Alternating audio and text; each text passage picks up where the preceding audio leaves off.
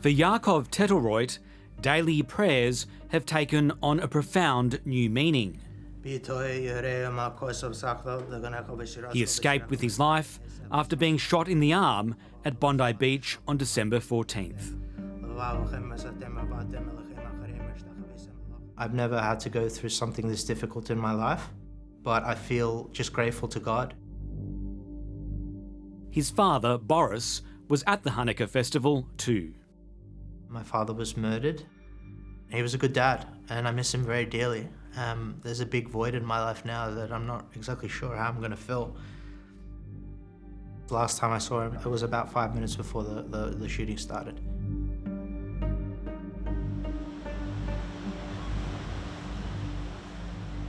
On that sultry night at Bondi, Yakov's father had persuaded his son to come out and celebrate with the community. I came to the beach, I was considering coming, not coming. I was kind of like thinking I might not go, I might go. In the end, I decided to go. I got to the beach, said hello to a few people, and we were just standing there chatting.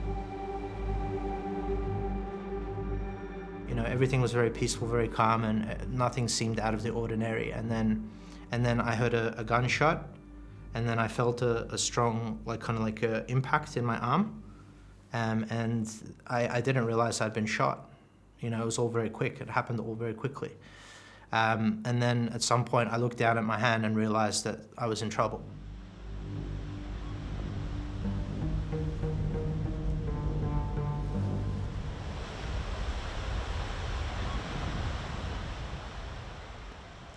What was going through your mind at that point? Just to survive, just to live, just trying to not die. 3 days later, Yakov woke up in hospital, his thoughts turning to what happened to his father. My mum wanted to, they said maybe we shouldn't tell Yakov, they shouldn't tell me that he was actually shot. And I basically confronted my mum. I was like, I'd like to know exactly what happened to Dad. What's the story with Dad? And I wanted to know. And then unfortunately she broke the news to me that he had been killed. He was just a very sweet man and a very kind man. And he was a very special man. He could relate probably to any person in the world.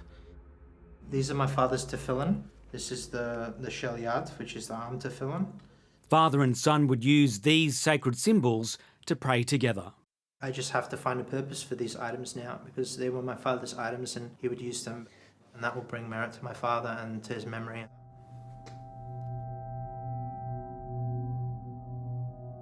Yakov was a toddler when his parents and brother migrated to Australia from the former Soviet Union in 1989.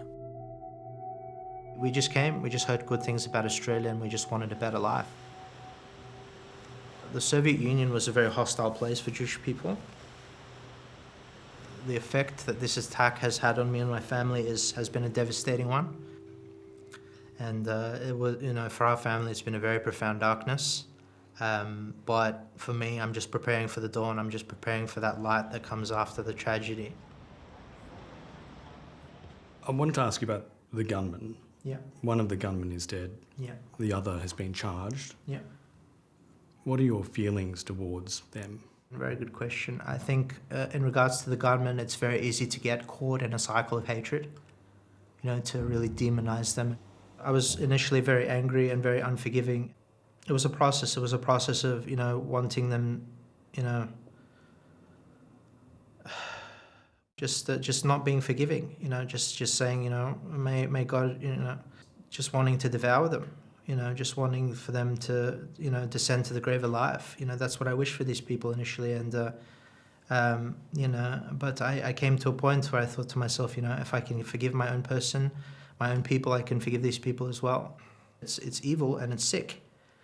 But do I want to carry that around with me? What they did. So I'll just give that a little clean and change the dressing. Sure.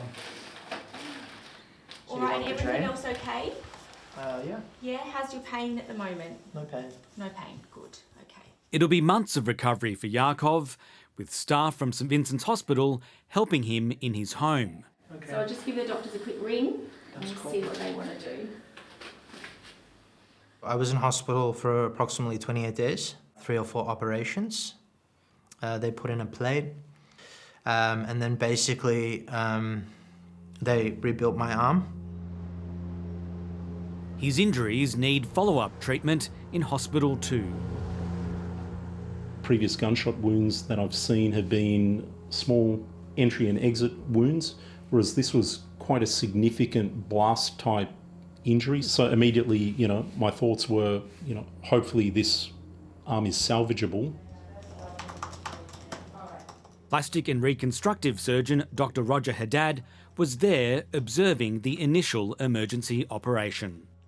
I remember seeing some images of his scans and thinking, wow, this is significant, lots of fragments, this joint is in pieces. How's the pain? You said the pain's okay? The swelling is quite, you can see my hand is very swollen. Yes, yeah. Dr. Haddad transplanted muscle from Yakov's back. Skin too was grafted from his thigh. It's all looking really good. Yeah, I think so. To be honest, I'm super excited by his progress. It's a life-changing injury. I think he's kind of lucky to keep the arm. It's a privilege to be with you even in this difficult time. The New South Wales Premier, Chris Minns, visited Yakov as he recovered in hospital, as well as longtime friends Rabbi Eli Feldman and his wife Rebbetzin Elke Feldman. There was concern for his psychological well-being because how's he going to cope with this double blow? And, dealing with his father's loss, his own injury. He really is taking this experience, which is such a horrific experience, and he's saying, God put me here. What is the message for me? What is the message for me that I can share to others? A royal commission into anti-Semitism and social cohesion is coming, but Yakov says the Prime Minister could have listened to the community sooner. I think it could have been done swifter. I think, once they approached him the first time with the desire for a royal commission, because Australia has never seen a devastation like this before. But I'm not here to criticise the Prime Minister at all. I think he's done the best job that he can. But I guess, we have to do better. He has to, the Prime Minister has to be able to defend his citizens. I don't think we want to play the blame game. It's not a witch hunt. It's not, but we have to see, in the scheme of justice, were red flags ignored? Nearly 6 weeks on at Bondi Beach, there's a reflective calm.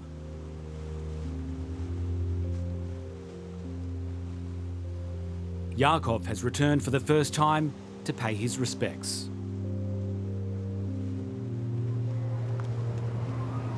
Is that stones to be able to place here? I think so. I think you can put a message.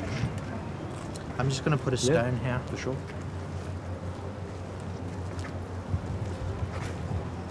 All right, we love you, with a little heart at the end.